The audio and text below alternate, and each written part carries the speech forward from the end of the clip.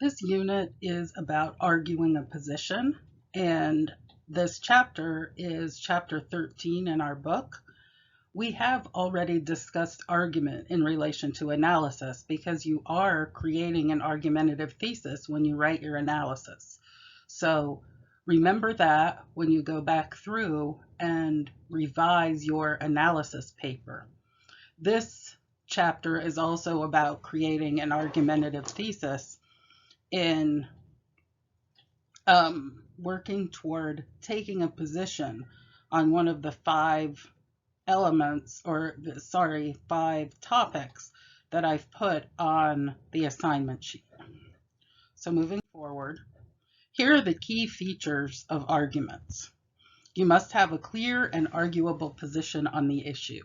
And I've picked 5 topics that I think are interesting, that I think you'll be able to find one that you are interested in and have at least a little bit of knowledge on, and you do take a position on that issue. You may need to know a little bit of background information on your topic. So I did mention in the assignment that it's okay to do some research as long as you're only reading the research and not copying and pasting that research into your paper. So that is considered plagiarism if you copy and paste into your paper without citing it. This course is not a research-based course. We do not have to do research. And I would normally do a research paper in a 16-week semester, but we just don't have time to get into all of that. We basically have 1 week left in the semester.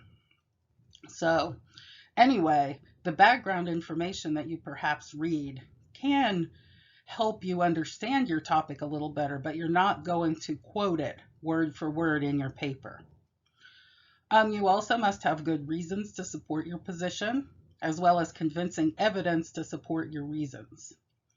You must carefully consider other positions on the issue. So if you pick the argument about raising the minimum wage, what would the opposition be? If you choose, yes, we should raise the minimum wage to $15 an hour, what would somebody think who doesn't agree that we should raise the minimum wage? What are their positions? You must use a trustworthy tone, and you must appeal to your audience's values most readers are likely to share, such as compassion, fairness, happiness, justice, etc. So these are the values that most readers will share. There may be values related to your particular topic that most readers share as well. I've picked topics within different realms, environmentalism, education, business, the environment, I already mentioned the environment, etc. So those are the key features of arguments, and we're going to get into those in the next slides. So for pre-writing, explore what you might already know about the issue. Use some pre-writing ideas from earlier slideshows, all the way back to generating ideas, such as free writing, listing, cubing, journaling, outlining. All of those can help you start getting your thoughts together about the paper. Like I said before, and I'm going to repeat it again, perhaps do a bit of general research to get a feel for the issue. Research that you will not incorporate into your paper, but that helps you understand the issue better. And think of different strategies that you can use to explore the issue. The 3 major strategies to use in writing an argument position paper are definition, cause and effect, and comparison. So, of course, you may also be using describing. You may be using narration a little bit if you write an anecdote.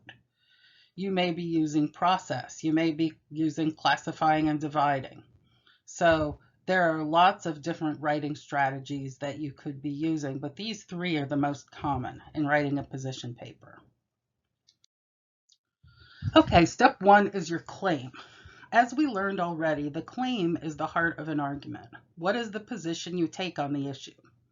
It is generally 1 sentence in length, and it tells your audience what you will be arguing, as well as why you were correct in your assertions. And the claim thesis comes at the end of paragraph 1 of your introduction. So the claim is the position that you're taking, whether you're on one side or the other. You can agree or disagree with whichever topic it is, and that is your claim. And step 2 is a qualifier. I'm going to go over this again because we went over this in the last chapter, but I'll talk about it a little more here. So a qualifier is a word or phrase that is part of your thesis sentence that modifies your argument slightly. The qualifier acknowledges that other people disagree with you, and it limits the claim to something more manageable. However, you do not always need a qualifier in your claim. So it's not something that I'm going to require you to have, but you could certainly have it in order to open your claim up to more people. Say, for instance, you want to argue that standardized tests are bad and should be eliminated. But you understand that certain standardized tests, such as the Pearson test of English or medical school admissions test, are necessary. You could therefore write your thesis as such. Most standardized tests, especially those in grade school, should be eliminated in favor of individual school and district-wide tests that assess students' real learning capabilities. And the word most in that sentence, so here is the word most standardized tests. Whoops. Okay, we're moving on to reasons. That word most was the qualifier. So reasons, after you've written a claim, you should come up with at least 3 reasons for your audience to be persuaded by your claim. And as we discussed in chapter 38, the best way to write these reasons is as because clauses attached to the thesis. So here's an example of a claim plus 3 reasons. So the claim is, and this has nothing to do with your topics, but it's a claim I came up with for another course. It's just giving you an idea of how you would attach reasons to your claim. So the claim is that racial profiling is mostly an attack on African Americans and other minorities rather than a solution for crime in America. So notice that the word mostly is a qualifier. And reason number 1 for that claim, because historically minorities have been stripped of their rights and dignity by law enforcement. Reason number 2, because whites and minorities are treated very differently in American society.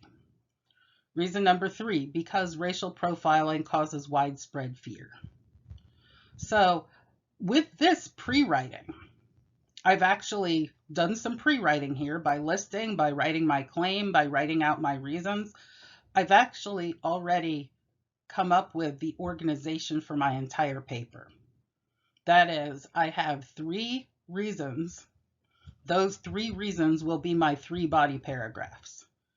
This paper has to be at least 5 paragraphs. I mentioned that in the assignment too. An introduction, 3 body paragraphs, and a conclusion. So I have 3 reasons, then I would get into evidence that supports those reasons. Now, remember, if you pick a topic that you think you're going to have to use research that you don't know anything about, go to another topic and go to another topic and think about what you do know about without resorting to having to go incorporate research like statistics into your paper. Okay, evidence is the meat of your argument. It supports your reasons. It is how you use logos, ethos, and pathos to make your case and persuade others to agree with your position. The next slide will show a list of types of evidence you can use to support your reasons. Evidence can be personal experience, historical events, hypothetical examples. These are things that actually count as evidence. Once you have the reason, you can use personal experience. You can use an event from history that supports your reason. General ideas, we already know about the item or subject in question. That those general cultural, social ideas can be knowledge that supports your claim, that supports your reason. Logic, using cause and effect. That doesn't require research. If the cause of standardized tests is administrators just wanting more money for their districts. We know that, and you can incorporate that as a reason. If an effect of standardized tests is horrible stress on students that causes them for 6 weeks out of the school year to not do well in their classes, then that's an effect. Those are things that we just know. We don't have to look those up. You can use statistics, of course, but you don't need to for this paper. Comparisons and contrasts. You can compare animals in zoos and aquariums to animals who live out on the range. You can use facts that you know, and you can use definitions. So those are all pieces of evidence. And final notes on evidence. Once you know your 3 reasons to support your claim, you will begin to consider evidence for each reason. Each paragraph will require evidence as support. That evidence is what will persuade your audience. Not every paragraph will necessarily have every kind of evidence. That would make for very long paragraphs that are far longer than what you're required to do. If every paragraph had to have a personal experience, a definition, a comparison, a cause and effect, etc. So you choose the kinds of evidence most apt to persuade your audience. Next, we have rebuttal of counterargument. The rebuttal is your answer to those who will argue against you. How will you respond to their questions and concerns? What makes you correct based on your evidence? Can you acknowledge any parts of the opposition's ideas that are correct? And if so, make sure you say so in your paper, but still persuade us that the vast majority of their reasons are not persuasive. So if you're picking the standardized test argument, you could argue that in some cases, standardized tests are okay, particularly for high school students, if they're used as sort of an end of course assessment that doesn't count toward their grade. And that way, teachers can look at those at the end of the school year in their last, week of class when students really aren't doing anything, and think about what they can do better next year in order to get their students to understand. So that might be a counter argument. But then you would come back and say, but for the most part, standardized tests, especially for younger students, especially those that count toward them moving to the next grade, are not good. And then finally, this is the final slide. So you have your claim, reasons, evidence, you've drafted your 5 paragraphs, or you're considering drafting them. And now here are 2 ways of organizing your arguing a position essay. Either way is perfectly fine. You introduce the issue in both. So let's look at the left one first. You introduce the issue with thesis at the end of paragraph 1. Then your next paragraph would be give the first reason with evidence. Your next would be give the second reason with evidence. Your next would be give the third reason with evidence. You would have a 4th paragraph then, or a 5th, that acknowledges and refutes opposing arguments. And then you'd write your conclusion. So this would actually be 6 paragraphs. This next way to organize, though, would be 5 paragraphs. You introduce the issue with the thesis at the end of paragraph 1, just like the first example. Then you'd give the first reason with evidence, acknowledge and refute opposite argument concerning that reason. So you would look at what opposers would say about that reason and refute, rebut, or write against what they're saying. You give the second reason with evidence, then acknowledge and refute the opposing argument concerning the second reason. You give the third reason with evidence, then acknowledge and refute the opposite argument concerning the third reason, and then write your conclusion. So those are 2 different ways to organize your paper. Either way is perfectly acceptable. The second way winds up spending more time on the opposition. And if you don't know so much about the issue that you want to spend more time on it, then you could go with the first way. Because once again, this is not a research paper. I don't expect you to know everything there is to know about this topic because you're doing it as a commentary rather than as a research paper. So here is how to write, pre-write, draft, organize, and consider an argument. Thanks a lot. If you have any questions, let me know. Bye-bye.